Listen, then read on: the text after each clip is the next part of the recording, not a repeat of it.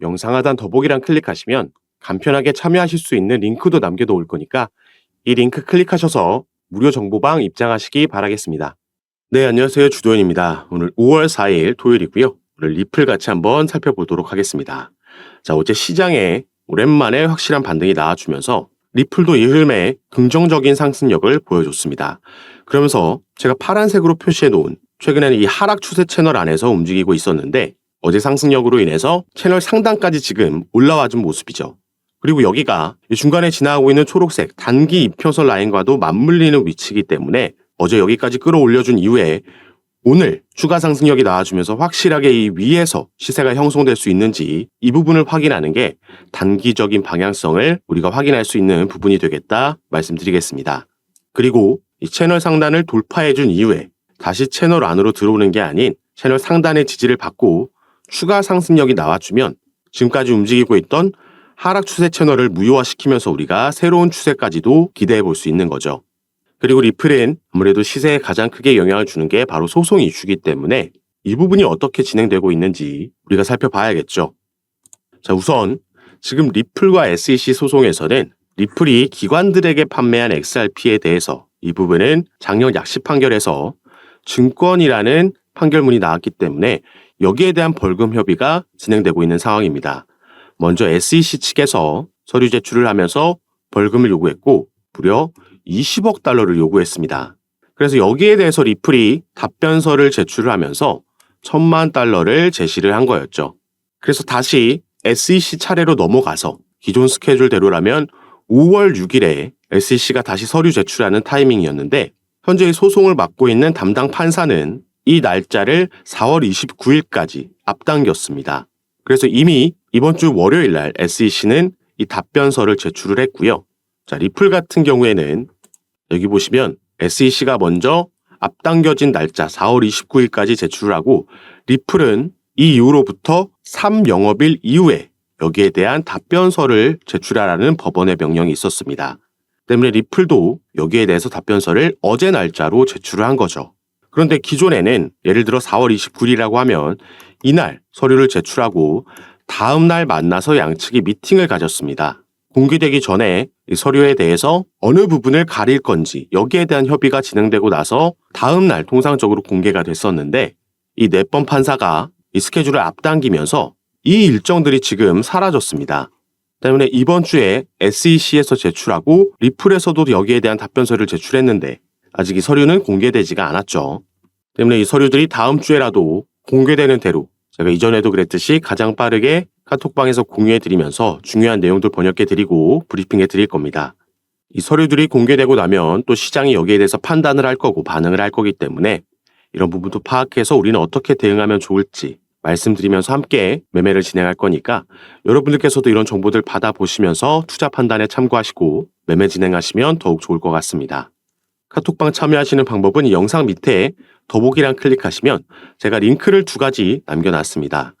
현재 여러분들께서 영상을 핸드폰으로 시청하고 계시다면 위에 있는 첫 번째 링크 클릭하시면 저에게 문자 보내실 수 있도록 화면이 전환이 될 거고 여러분들께서는 전송 버튼만 눌러주시면 제가 이 문자를 확인하는 대로 순차적으로 연락드려서 카톡방 초대를 도와드릴 거고요.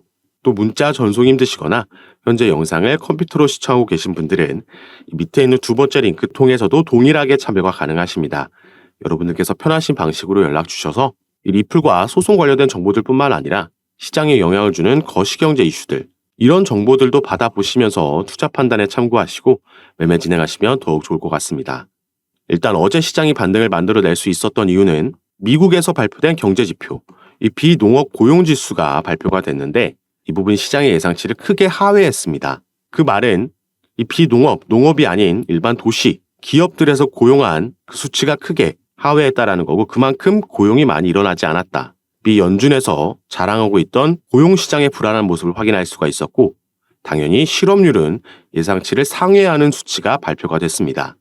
다소 부정적인 경제지표가 발표가 되면서 미 연준이 정책적 방향성, 금리 인하에 대한 기대감이 다시 한번 살아나면서 반등이 나왔다 이렇게 볼 수 있겠고요. 또 한 가지는 바로 미국에서의 이 비트코인 현물 ETF가 되겠습니다. 오랜만에 순유입으로 전환이 나왔는데 자 이것보다 시장이 주목했던 건 출시 이후 계속해서 순유출을 기록하고 있던 그레이스케일의 GBTC가 무려 80일 만에 유출을 멈추고 유입으로 전환했다라는 거죠.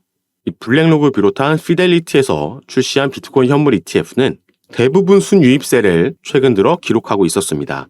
근데 이 부분을 하방으로 눌렀던 게 바로 이 GBTC죠. 여기서 순유출 규모가 컸기 때문에 비트코인 가격과 상호 비례작용하면서 움직이던 이 비트코인 현물 ETF의 영향을 시장이 받았다라고 볼 수 있었는데, 그게 가장 크게 하방 압력으로 작용하고 있었던 GBTC가 유입으로 전환했다라는 건 상당히 긍정적으로 시사하는 바가 크다라고 볼 수 있겠죠.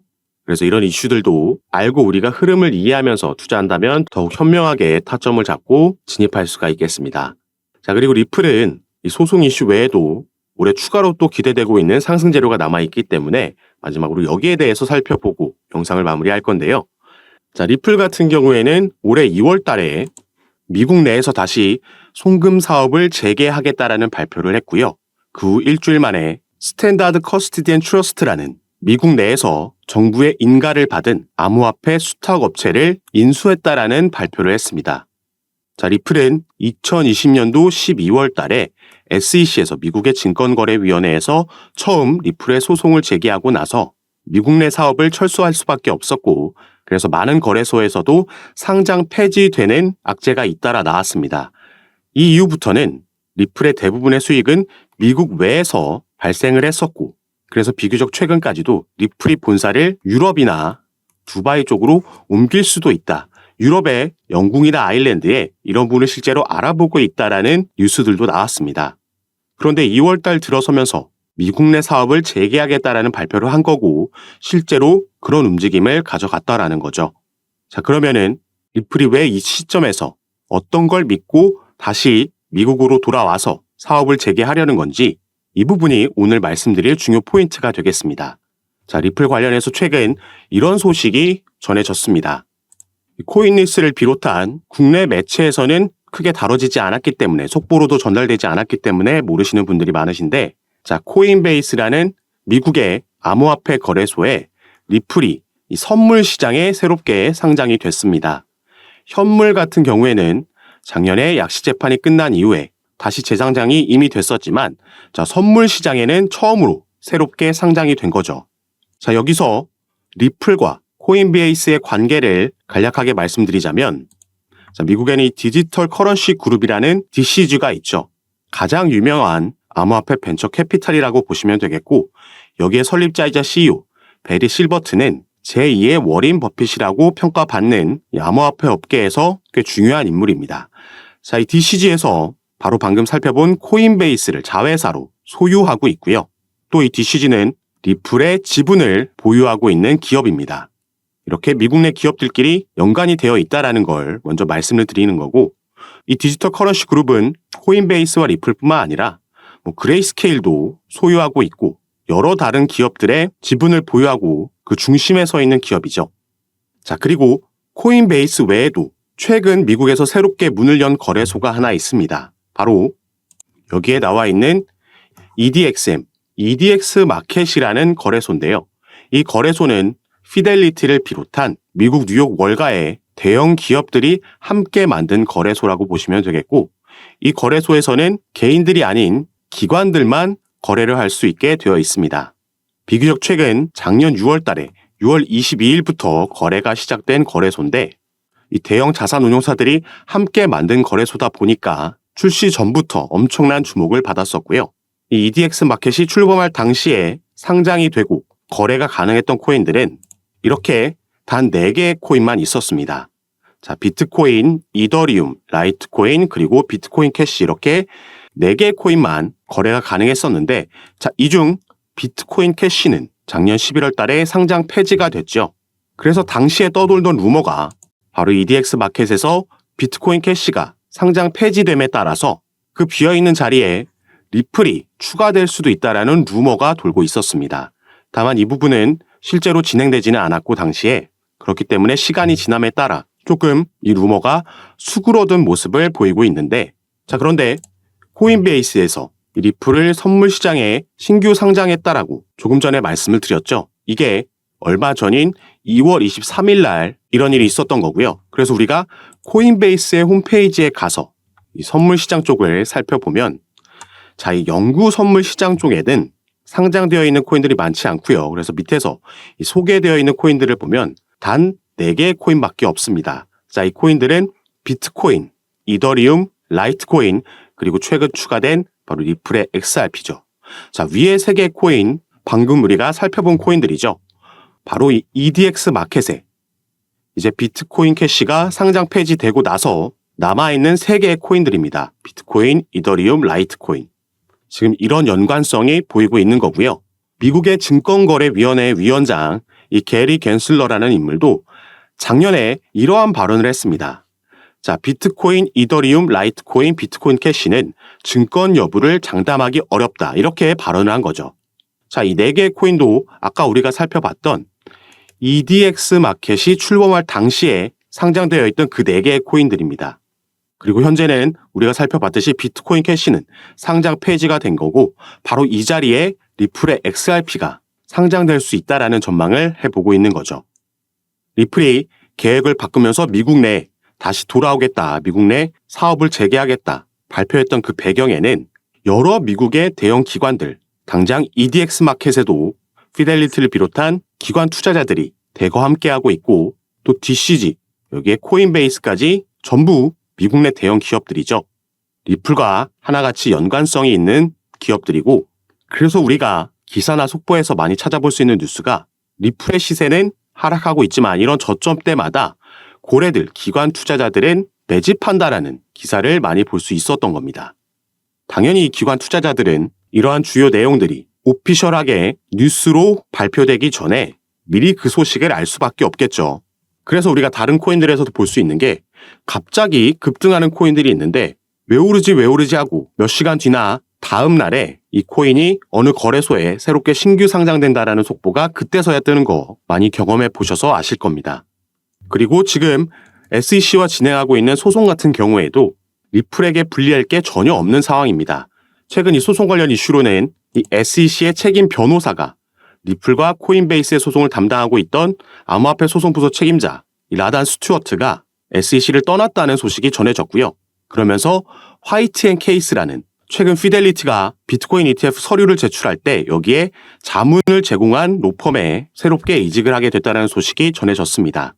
그리고 직접적으로 SEC와 리플이 벌이고 있는 소송 외에도 제가 이전 영상들에서 말씀드렸던 지금 SEC 내에서 진행되고 있는 이 조사 결과에 따라서 이 조사라는 건 2021년도에 인파워 오버사이트가 SEC를 상대로 소송을 제기했던 전직 SEC 관리들이 리플과 XRP에 대한 편견을 가지고 있다는 주장, 여기에 대한 조사가 진행되고 있는 거고요. OIG가 이 수사를 진행하고 있는 여기서 불법 행위를 발견하게 되면 SEC는 항소 계획을 종료할 수 있으며 당연히 이건 리플에게 호재로 작용을 할 겁니다.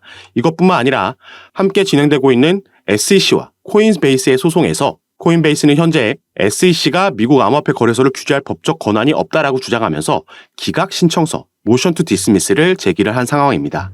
그리고 이 부분은 언제든지 법원 판결이 지금 나올 수 있는 상황인 거죠. 이 소송을 관장하고 있는 판사는 이미 양측의 구두 변론까지 다 들은 상황입니다. 이 두 가지 변수 모두 리플에게 긍정적으로 작용할 수 있는 부분이고 또 올해는 미 대선까지 있기 때문에 이 이후에는 SEC 위원장 게리 갠슬러는 상당히 높은 확률로 교체될 가능성이 있다라고 보여주고 있죠. 그리고 오늘 중점적으로 살펴본 이 EDXM 상장 이슈도 어마어마한 호재로 작용할 수 있습니다. 그래서 이 당시에 작년 6월 달에 EDX 마켓이 출범됐을 때 여기에 상장돼 있던 4개의 코인 당연히 엄청난 상승력 보여줬고요. 지금은 상장 폐지됐지만 이 4개의 코인 중 하나였던 비트코인 캐시는 단기간 안에 무려 이 당시에 200% 상승하는 모습을 보여줬습니다. 자, 리플이 만약에 여기에 상장되게 되면 당연히 비트코인 캐시보다 코인 시장에서는 시장의 주목을 많이 받고 상징적인 코인이기 때문에 지금은 우리가 상상도 할 수 없는 급등하는 모양새도 충분히 나올 수 있다 보여지는 부분이죠. 그래서 제가 당연히 새롭게 나오는 소송 소식들도 제가 카톡방에서 전부 무료로 공유해드리고 있으니까 여러분들께서도 이런 정보들 받아보시고 투자 판단에 참고하셔서 매매 진행하시면 더욱 좋을 것 같습니다. 그리고 카톡방에서는 오늘 살펴본 리플뿐만 아니라 다른 이슈가 있는 코인들 마찬가지로 상담 도와드리면서 타점과 비중을 공유해드리고 함께 매매 진행하고 있으니까 여러분들께서도 이런 부분 받아보시면서 조금 더 전략적으로 안전하게 함께 투자하실 수 있었으면 좋겠습니다.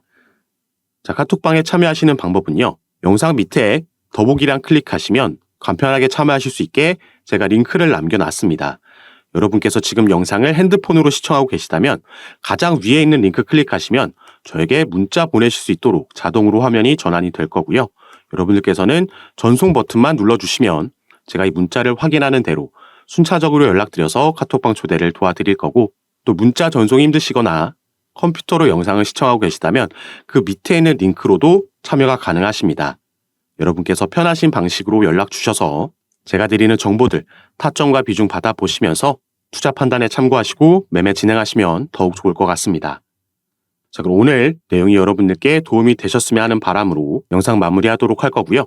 저는 다시 카톡방에서 여러분들 대응 도와드리고 상담 도와드리면서 찾아뵙도록 하겠습니다. 감사합니다.